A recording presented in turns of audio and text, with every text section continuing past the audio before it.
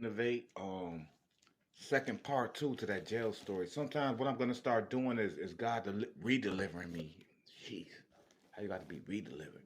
But I'm still smoking, I still drink, but I just don't come online. But when I'm under the influence, I will share certain stuff here, and then you might see me disappear for a while. You'll see me on my End Time Revelations page, so you got to sub to that page. Now the last video was my prison story, so that's the continuation of that. I meditated on that. You know, the Holy Spirit will let you know like how people reacting to you. Like, okay, the only real goofy part it was like when I snatched the nigga under me. That was some gangster shit. But man, just imagine like man, I know I know people that know Fleas. I knew people that I've always known people that knew him over these last 20 years. I've never talked about him. I know everything he's been through. But if I never had a taste of righteousness or peace, man, you can't judge him. And when I say a taste of righteousness, because to most people, it's righteous for a man to be with a woman. But if you put a kid in the jail that never been with a woman and you put him around, they experimented on him. He was an experiment. That's the part he's not telling us. Like, man, if he'll really tell his true story, like the CIA used to come to me. They wanted to do mind manipulation on me. They pulled his teeth out. You think they just pulled that nigga teeth out? You think he say like they pulled my teeth out, bro? You think that's the only thing that's torture? That's satanic torture to pull a nigga's teeth out, bro. You think that's, bro, they experimented on that nigga, man. I promise you that. I'm telling you, man. That's one thing prison niggas don't tell people. Like some niggas disappear. And we be like, yo, there's certain parts that even in the Wayne County, because that's one of the oldest, that was a wicked ass county. There was certain, but not even that. Even when I went to the prison for my Scared Straight programs, I'll talk to them old niggas and I'll be like, bro, there's parts of this, like what there's a part of this prison y'all don't go to. Go to my last story when I said I astral projected to the back of the prison. I still haven't told that full story. I think I remember telling them like there's a part of this prison y'all don't go to. Like what is that? There was a part of there was like a medical wing, like table set up, like a fucking alien. Like they was experimenting on them niggas, bro. You get hurt too bad and they put you on life support, man. Man, that's one thing people don't know about, bro. Like even in the county, man. When I was in the county at 19 and I went back at 20 something, man, when I went back at 23 the first time, there was mad niggas on life support. That would you just won't hit and they'll leave you on life support. Now this shit that niggas in Attica, niggas in Ferguson, niggas don't even know about this. What they'll do is they'll put you on life support for a long time. And if nobody claim you, they'll experiment and they'll sell your organs off and all that shit. They had prison gangs that was like, all right, this nigga coming in chubby, you need a liver, I'm gonna pick him up. I'm gonna pick him out. I shouldn't even have said that can get me killed if I was important. I saw that type of shit in prison. So bro, now I'm at Bundy jump back into my original subject. So I gotta move my broke leg. Oh my god. I gotta move this. I ain't got no socks on, but look at this motherfucker, bro. Oh, look at that. You can't even see it. Can you see it? No, you can't see it. Oh my God. Ouch. I was at my battle like that. They thought I was faking. That's when my bone came out my leg. I fell off my motorcycle, bro. I was on my motorcycle. Like niggas been hunting. I got into beef over here. I never told nobody the full story of how I broke my leg. I'm on my motorcycle, bro. This nigga behind me. I go into the bus lane. If you from New York and you on Western, I went to the pink lane. This nigga hit the back of my bike. My bike spent. I fell into the car and he ran over my leg, nigga. Facts. I never told nobody that. Bad shit be happening to me. I'm a bungee jump off, so I'm gonna go back to my main subject. Y'all know me, N.O.vate storyteller. I'll tell my stories. I don't forget nothing. We was talking about me being in there, and we was originally talking about what I did to that guy, like the only goofy shit that you can pick out of that video. But man, that nigga ran my leg over, bro. And man, I was on 183rd and Webster. It was a hill, and after he ran my leg over, I tried to crawl up the hill, and all the Spanish people got in the street, and they surrounded me, bro, and they protected me. Like ain't nobody hit him. There was one young Spanish kid that was trying to move me, and he was smart. He was like, "Don't move, sir." He was like, just let me pull you. He was like, if it hurt, tell. And I was like, I give him my bike, give him my helmet. I gave him my keys. Like, bro, you take that bike. Don't drink like me. And he was like, you drunk? He was only like 17, Spanish. He's like, you drunk, sir? I'm like, yeah, young man. He looked at me with a look of disdain. I'm like, this kid gonna change the world. But he took that. I saw him take my bike and walk it off. I was like, take this bike, bro. Because I knew that I didn't have insurance on the bike. So for me to get a lawsuit, I thought cognitively, like, bro, I got to tell these motherfuckers I was on the e-bike. Like, get this electric bike get this motorcycle out of here without no plate on it. That's how I fucked my leg up, man. Somebody ran me over with a car, bro. I got hurt so much in battle rap. I got my jaw broke. They split my jaw. Like, man, that shit go from here to here. Then it's a plate here, and it's a screw here in my fucking face. Every time I rap, it hurts. When I rapped against Brills, I left. My face was swole like a bitch. I forgot my leg. My face was swole. So I'm not gonna get narcissistic and say, was God chastising me? Like, bang. I'm walking through the park. Somebody hit me with a bat, took my chain, took my bag, robbed me, broke my face, shattered my shit. Then nigga try to run me over and shit. Then I got stabbed trying to help a man from his wife. Like, I was going through mad shit online. Like, why? I haven't been through that shit. Because, man, if you got that calling on your life, you open them doors to them devils, they gonna come through the door, bro. God told who he tell that to? Cain. He said the devil is crouched at the door, waiting to have you. Which means he's waiting there just for you to crack it open just a little bit, bro. So now I'm gonna go back to my story. Bro, I'm gonna end this at this. I'm just keeping in touch with people because I'm not gonna come back as no regular N.O.vate. If I come back to virtual battle rap, it'll be on a major league.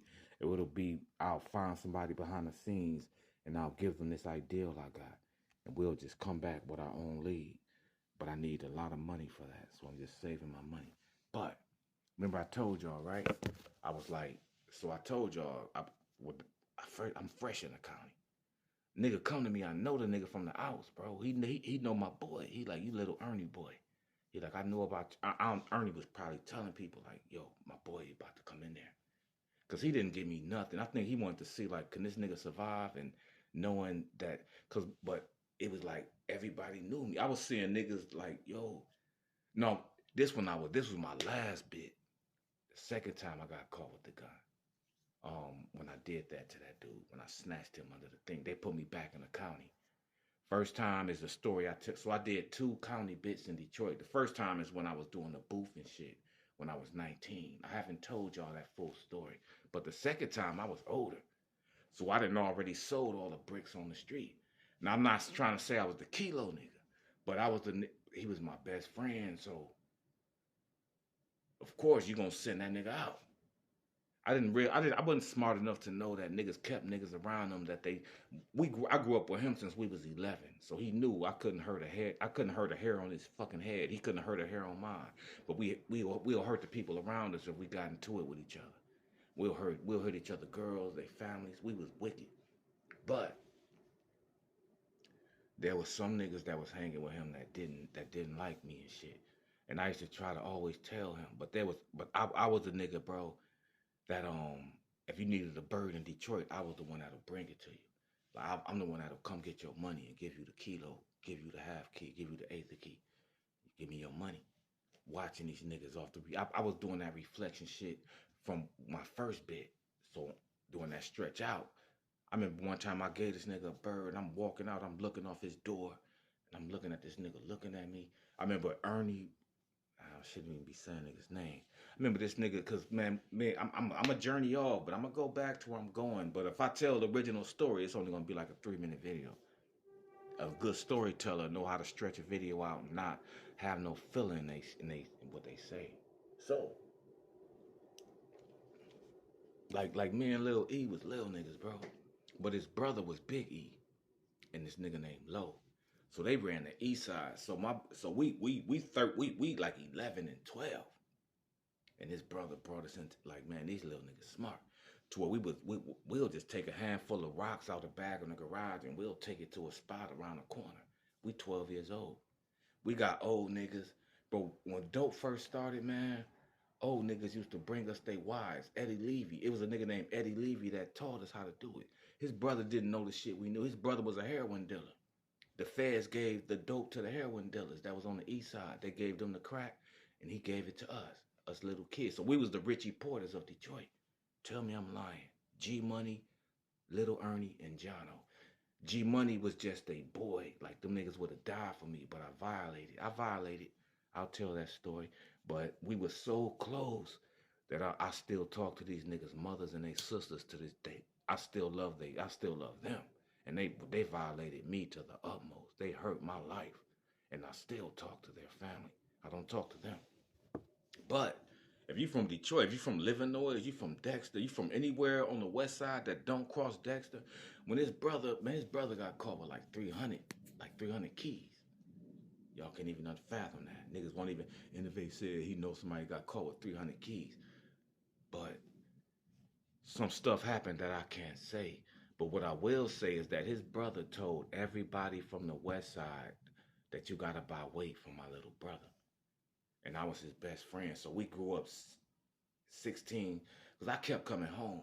I would come home every weekend from 14 to 19. But man, we was like, me and E was 12, 13, 14, running spots. Little kids, two of us, 12 years old, promising each other that we're going to be rich, thinking that was our glory. That's why I build with little kids, and I always tell them, like, bro, being rich is having gifts in God. Being rich is being holy. Being rich is being righteous, bro. I'm poor right now. I don't care how much money I got. I'm poor than a motherfucker, spiritually.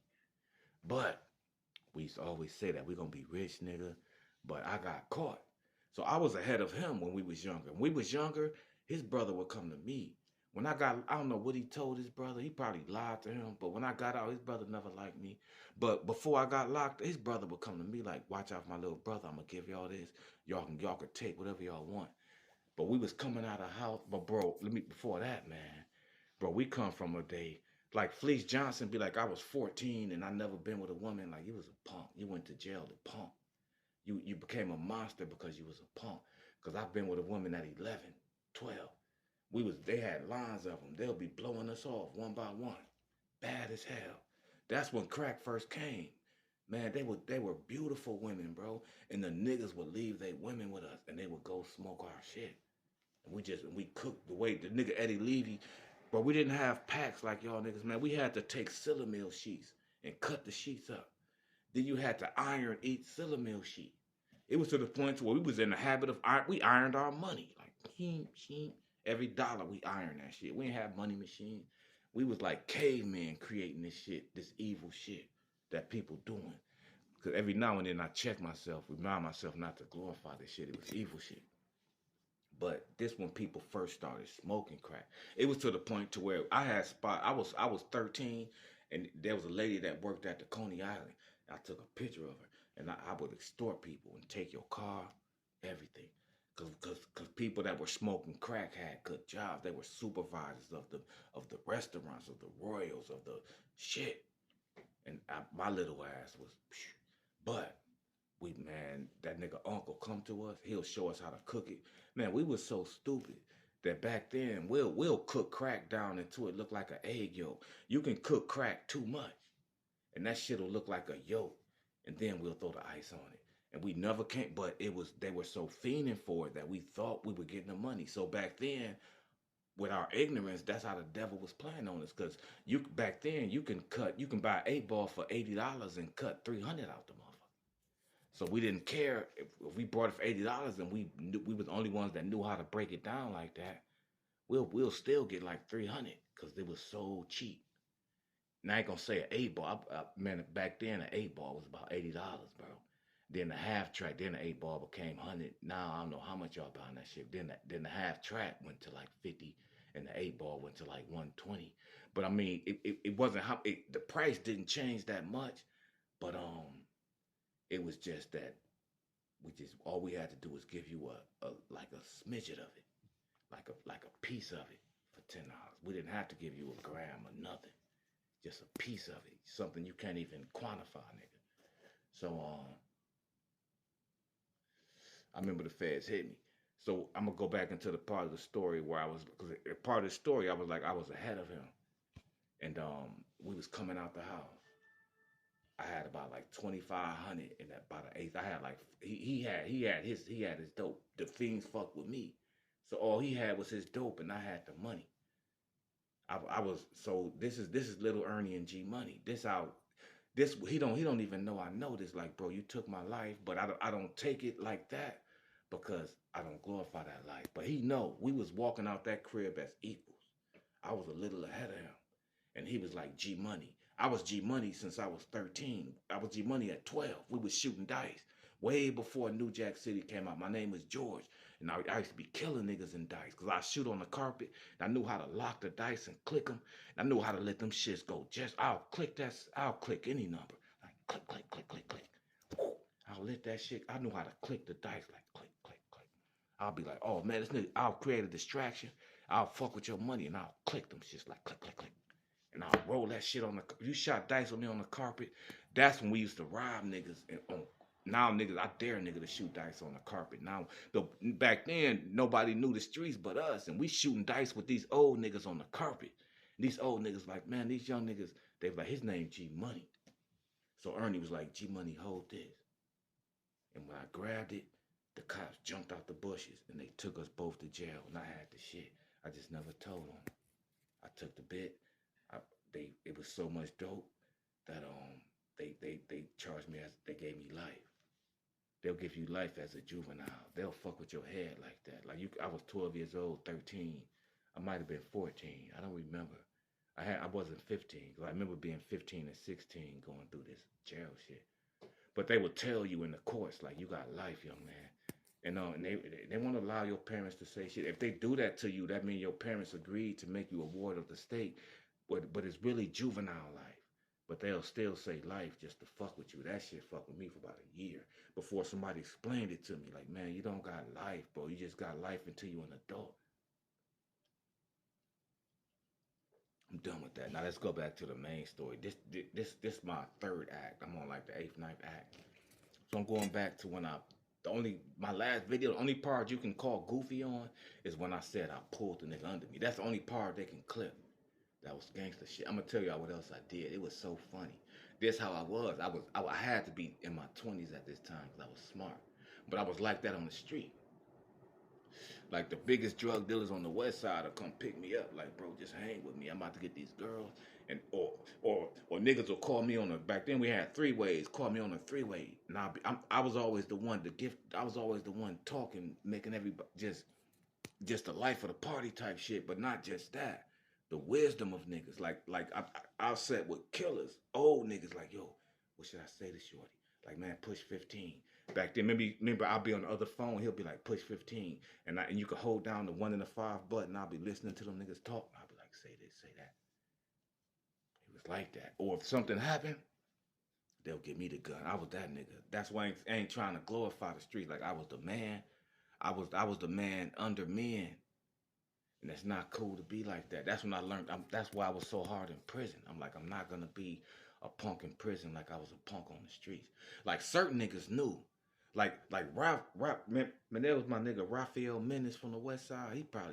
Ralph got to be still alive. He should be famous. He should be rich. Ralph was smart. But he was older than me. And he'll put me in his spots. And he'll take me through he put me on Dexter in Michigan by the Rastafarians. He took me through the spot. Bullet holes was everywhere. He was like, they just shot it up. G Money, I'm like, I don't give a fuck, bro. I was the type of nigga that'll just do anything when I went to prison, I was like, I'm not being like that. I was the type of nigga that'll do anything to please somebody I thought was a killer. I used to get robbed. There's a nigga named Tony Mobine, bro, that used to rob me. And the way I allowed him to rob me, the nigga came back and was telling me like, yo, the niggas you working for are telling me to rob you, bro. And every time I rob you, don't they tell you you owe them the money? They making you work for free. This nigga stuck a gun in my mouth when I was 12. And I was 11, bro. I was 11 sitting in the crack house. And he stuck the gun in my mouth. That's when my boy we was 11. We was like that, 12. And he called my mother. And my mother came and found me with my Aunt Donna. They saw me walking up the street with some eagles. And I ran to the house trying to get away from them. My mother kicked in the door, like, give me my son. I ran upstairs and burnt the house down. Like, let's go, mama. Facts, I burnt that bitch. I used to burn everything, bro. Niggas would drive niggas around Detroit. Like, G Money did that. G Money did that. G Money did that. Tire man, they'll drive you. G Money did. I don't glorify it. I only say that to stress how good God is. So why did I pull that nigga in my cell? Because that's how, because that's what the OGs was telling me. They was like, when I first came in there, I had money in my pocket.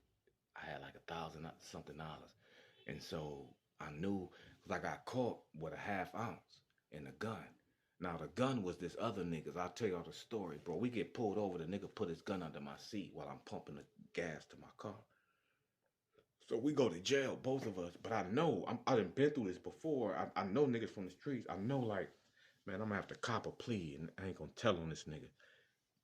So I told them I was smoking. Like in Detroit, man.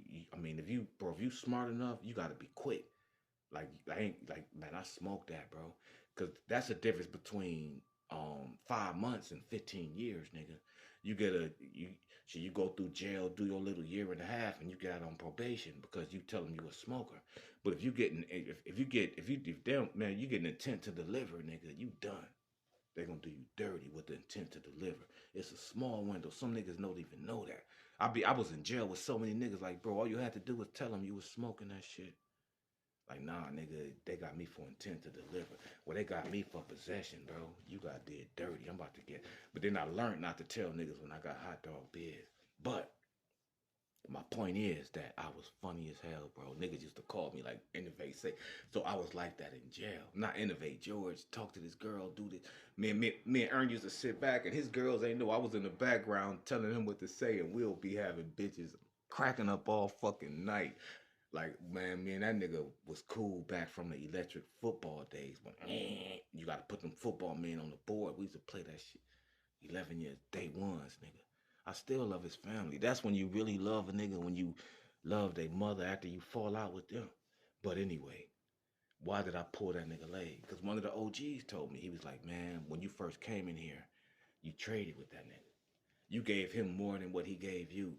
But I forget the story, man. But for somehow the nigga played me like I owed him. So he gave me something that I didn't want. I'm like, I don't want that, bro. But if you want to trade it, I'll take it. And I'll give it to this other nigga. Because in my mind, I was mad. Like, I should have bombed. Like, I don't want no, like, don't offer me no. He offered me a honey bun. Niggas will do that. You hear honey bun a lot, it's a lot them niggas not telling you. If somebody buy a honey bun or offer you a honey bun, somebody got a honey bun in your cell. So I'm like, bro, you this nigga, I knew this before I got there because I was in the county. Detroit County was deep. This nigga just offered me some of bond. Like, all right. Like, nah, bro, I fuck with the I think I said man, my favorite thing was the Chico sticks. We had everything. Like, I fuck with them Chico sticks. We had some banana shit. I was like, I fuck with shit. Like, but I'll take it from you. And I'll give it to somebody else. I see the nigga a few days walk by myself. Back then I was Muslim. So I got my Muslim garb on the floor. My name was Dawood Abdul Muhammad in jail. I was saying put on my battery. So in jail, my name was Dawood Abdul Muhammad, which means David. A nigga gave me that name in jail. Later, no, before jail, fuck that. When I was on the street in Detroit, we had Sunni Muslims, and I was homeless. I was Muslim when I was, and these Sunni Muslims moved me into their house on the east side, and they called me Dawood Abdul Muhammad. Then that's the name I used in jail. From this point, they like, nigga, I'm Dawood. I'm Dawood. My name David. That means David, strong man of God. Now I worship Christ. Hallelujah. But in jail, that's why I was telling you, like my name Dawood Abdul Muhammad. I think some guards would show me that respect. Some guards will just call out my government. They'll make me say my whole birthday, my everything. But and that's how they was putting niggas on your head. Then niggas will find out, oh, he not lying. That's how they found out if he was lying about the people you knew on the streets. The guards will help niggas like, oh, he wasn't lying. Like, oh, he really know niggas. Because I'm the nigga that was telling niggas in jail. I was teaching niggas how to be better criminals at 19. Like, y'all notice this new shit on the street called coke, nigga. We selling that shit. Niggas ain't know what, I was boofing that shit, bro. I was in the Wayne County at this second bit, and they would send me to Dickinson to work back and forth to do laundry. But let me finish my story. So and then I'll go back to the laundry story. Then I'll finish it. Because you was in the county, you knew the man that ran laundry. His name was Mr. Lewis. He was an old black man, but he looked white. He had glasses, and he was kind of retarded. That's how he used to. He used to bring me the coke and cigarettes, and I'll boof it and I'll take it. But it was a nigga in Detroit that worked in the laundry. It was a nigga from the in the county that worked in the laundry with me. No, I'll get that right when I tell you. But I'm doing my Muslim prayer. I'm down. I got my thing out. That's the one thing I hated, bro. Is that my window was right there, and that's how God introduced me to His Son. I saw that later in jail. Like, nah, God would have made it to where I can contact Him better than this. Like, I couldn't pray to the east, so I'm praying to my bars. I got my thing set out in front of my bars, and I see this nigga walking by, mad slow. I'm like, this nigga stay way down there. And my first bit, like, I know rocks. I know how to pay attention to rocks. You could tell how a nigga walking.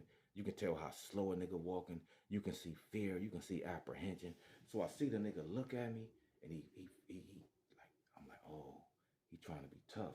So I'm like, he terrified. I'm like, I'm gonna keep praying.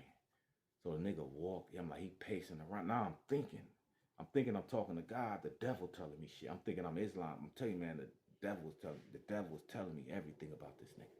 I'm like, he walking by again, because I would have killed the nigga, bro. But what I had I had a pillowcase full of soap. So I was like that. So I was like, all right, niggas talk about don't pick up the soap. Like, man, I'll go in the shower after everybody finish. I'll take all the soap. Back then, there was a part of, I think we had a heater or something in our room. We did way back then. And I would put the soap in a pillowcase, and I had a pillowcase full of soap. That shit'll feel like I could hit you on your chest. I ain't gotta leave a mark on you. And be like, you ain't gonna tell on me. I'll be like, we ain't do shit. What Lil Durk say? We was horse playing. But if I hit you with that shit'll feel like I hit you with a bowling ball. I did that. I'll tell that story. I did that 3 times on the basketball court once. I grabbed that motherfucker like boom. Hit this white boy in his chest when he went up for a dunk. I was walking around with that shit on the court. That nigga went up for a shot I met. I was like, boom. And that was probably the last time, but that's when they caught me with it. Damn, that's funny that you did. Man, in jail, I'ma tell some niggas some shit before I go back to the story.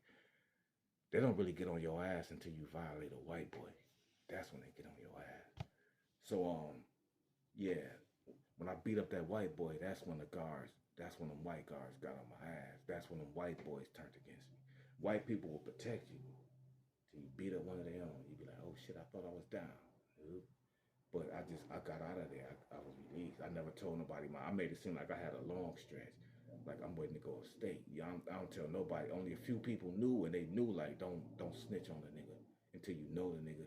If I would have went out like a bitch, they would have. He got a hot dog bed. They would have turned me out and raped the shit out of me. I seen them do it to other people. And the guards, and even in the Detroit County, Wayne County, they'll do you dirty. Wayne County was like prison, bro. When you had to bend over, show your ass to these niggas, guards behind you. I'm peeping like, man, it's prisoners behind the guards. Like, so they pimping us out to the prisoners. Like these it's prisoners in there with money. Like you don't know that because they look like you. The ones with money might look clean. They breath don't stink, but they be looking dirty.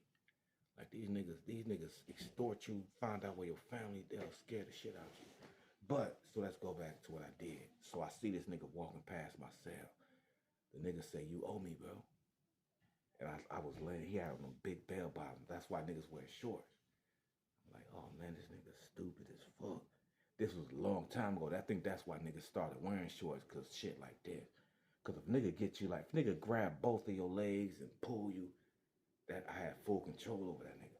To where when I pulled the nigga, I remember doing it simultaneously, pulling you towards me. And I'm strong. I got county strength. That county strength is different. No, jail strength is different. County strength can fight. But if you fight a nigga with jail strength, it's like, that's been down like 20 years, it's like fighting a game you can't beat. It's like, unless you can poke the nigga, you gotta rip a nigga, bro. Like, what? Or it's like it's nowhere you can hit the nigga that's gonna hurt the nigga. You're gonna hurt yourself more trying to hit the nigga. My arm. You wake up the next day, your arm all out of socket. Like now, this nigga coming back for revenge, and I can't. Now I gotta stay in my cell. I used to be like, I'm hurt. I'll start rapping. I'll rap about what I did to you, and I'll do that as a way to protect myself, let people know like I'm hurt. Like I ain't coming out today. You'll get the best of me. No way, nigga. I know the recipe. That's why I beat you up by the chef, nigga. Obey. That was the old season we had in Detroit. I'll rap to you after I beat your ass in the county. Because the county was in prison. I would have, if I acted the way I did, and this why niggas get fucked up in prison. But man, when I grabbed that nigga, I was praying. I was praying to God as I thought I knew him. And as I was praying, the nigga walking towards me. As I was saying, the sun was behind me. I can't pray the way I want to pray. But it's allowed me to see this nigga's shadow come closer. And something I just knew. When I reached out, I grabbed the nigga pants leg and I pulled the nigga over me. Now I ain't never been in no booty bandit shit, but something told me like I'm gonna play him like that. And I scared the shit out that nigga. Like, nigga, you trying to take my donuts? Nigga, I'll take your donut. Cause he was trying to take my food. Like, I'll take your real donut. Young kid looked in his face. So then the nigga left out. And I had a banana hanging. I scraped the banana peels. I rolled it up in the outside of the tissue, and I lit it on the wall. Cause I used to teach niggas how to light their shit on. I don't know if I invented that. I stuck my pencils in the wall socket. I lit the banana rammer, and I went out and I walked out my room. That nigga crawled out my room, terrified. He went this way. They probably thinking he stole something. They don't know what happened. I walked out and hit that shit like. And walk back in my room. You can just hear old niggas laughing like a motherfucker. Like I ran, like you run a nigga out your, like I ran that nigga out my cell, bro. And then I came out and I hit a banana like, and they know like that nigga got the cigarettes, he got the coke, he got the weed. But I came out like one of them, like I smoked it and they could tell, because you could tell that, no, I might have been dry back then. Let me stop capping, don't lie. But they knew that about me. Cause they would transport me, and for them niggas, bro, and for me, cause I needed the cigarettes. Like man, when I was 19, I used to boo, but when I was older, I just knew how to get it. That's why I had the banana rammer, that second big. Cause I didn't have the cigarettes. Tell your stories, right, George? But when I was young, I used to bring that coke and that shit back to the jail, cause they would send me back and forth. And I'll bring it back. I'm like, and I was so young, man. And it was a nigga that had me in a position to where if I didn't do it, like, yeah. So that was the only time I showed fear. It was to some old nigga, man. And he was like, bro, if he was manipulating the shit out of me. Like, look how these niggas, he had me thinking people was looking at me. That's why you don't talk to nobody. Not no, oh, he'll be like, you see the way that nigga looked at you? Like, man, that nigga, he said this. That nigga look at everybody like that. He had me thinking everybody was after me and shit to where I needed him. Like, I was like, man, if I don't bring this old nigga this. So nigga from the county. So what happened, well, I'll tell this story before I finish. I didn't even know this was that long. I said after I tell this story, I'll go back to the. So I was in Dickerson, bro. William Dickerson in Detroit. And I was in William Dickerson, that's when I was making the shit. That's when I hit the white boy, the last person. I was spazzing on everybody. And I would tell the site, like, man, I can't be here. Like anybody, like I'm a hurt. I can't be here. Like my best friend was killed for me being here. Like y'all built this. Like the person that killed the sheriff killed my best friend. His name was George Lamont May. Like I can't be here. So I'm like, cause I kind of blame myself. Cause I remember we was young, and he said something about my mother, and me and Ernie fought George, but it was Ernie, me, George. We were the best friends, but George left, and he ended up getting killed. So I blame myself. Nobody ever knew that. So when I was in that Dickerson shit, I was like, man, I can't be here. Like my mom, man, I understand that nigga flees. Like when it come to eating, like, man, I'll eat you. Like you'll be like, I'm about to fight this nigga and I'm locked on, I'm biting your neck. I'm trying to bite your neck. Now you're trying to use your strength. I remember a nigga threw me off him and just ran back to his cell. Big ass nigga, bro, trying to fight me. Like, man, you trying to, like, man, I don't know what happened. All I know is I went for that nigga neck. Like, I'm gonna bite your neck. I'm gonna eat you. And he threw me off him. Like, man, I was scratching him and shit. Long ass nails, scratching the shit out this nigga. Threw me off him. But the main point is, bro, I was telling them, like, I can't be here. So what they would do is they would send me to the county to do laundry. Man, I was lucky as a motherfucker, bro. I think they did that back then. This was like the 80s, this was like the 90s. They'll send you from one county, one jail to the next. So I was going there to work, and it was this retarded nigga at the county back then. If y'all remember, his name was Leroy, right? But he looked white, but he was black. He had these gray hair, but he was a fiend from outside, from one of our spots. He worked in the county, and so I was one of the people that introduced him to that. He was hooked on that shit, and there was another nigga there that was in the county, an older nigga, and I guess they was already doing what they was doing, because he was like, give him this, and he didn't tax me nothing. He didn't charge me nothing. He was like, when you bring me my he brought him Marlboro cigarettes and me Marlboro cigarettes. And the cigarettes will be packed with cigarettes on the top. And no, not Marlboro. It was Marlboro sometimes when it was just cigarettes. But it was bugles. When he brought me, it was something it was a blue pack. We used to call it buglers. It would be the cigarettes on the top, and it would be crack on the bottom. And the guy would show me, like, I'm like, I smoke cigarettes. He started telling him to bring me weed. But I'm like, bro, them niggas at my rock, like, they want that crack shit. So he already knew, like, oh, I put this young kid in a bad position. Like, I was too soft. He knew, like, if you don't take that shit back, the niggas gonna do you dirty. So I just kept doing it, kept boofing it. Boom, I ain't even gonna try to explain to you, bro. To where that shit busted me before. When it busted me, that's when he started giving me the weed. No, he started giving me the weed, and that's what made it buzz. Like a stem or some dumb shit. He had tie stick back then. We took it all off the stem, but that shit still got dry, I guess. But yeah, man. Cause the crack, if I took the crack and the cigarettes back, then I couldn't smoke. Then that's why I was smoking. That's what I made. I have to smoke Bananarama. I can't even smoke my own shit because I don't smoke crack. Yeah, man, jail was rough for me. I ain't told y'all half of the story. The shit I've seen. I'll never tell the shit I've seen. Because I don't want to recollect that story because it took too long to forget it. It didn't take too long to forget it, but it took too long to dissociate myself from that shit. Like, a lot of niggas from out of jail got dissociative identity disorder. Like, I can relate to people like that, but my dissociation comes, like, I can be real nice and I can turn into a monster and you won't even recognize it. But I'm gonna finish this. I've been talking long enough. N.O.vate. I'm gonna keep doing these, bro. But y'all gotta go to my other channel, End Time Revelations. I'm gonna do another video there, probably next week when I get myself more. I'm just right now. It's the weekend. I'm chilling. I haven't smoked or drank in a week. About to go get me probably a bottle and chill. Call my girl over. God forgive me. But when I'm submitted to God in holiness, even she get mad. Like, you don't be wanting to be with me. What's wrong with you? You be acting crazy. Because I go in, if I'm in the Holy Spirit, like, and then she won't marry me and shit. Her daughters, like, man, that's where I work now. So I caretake for her. She on disability and shit. I'm old, nigga. My old lady, she's 61. I'm 51. She 10 years older than me.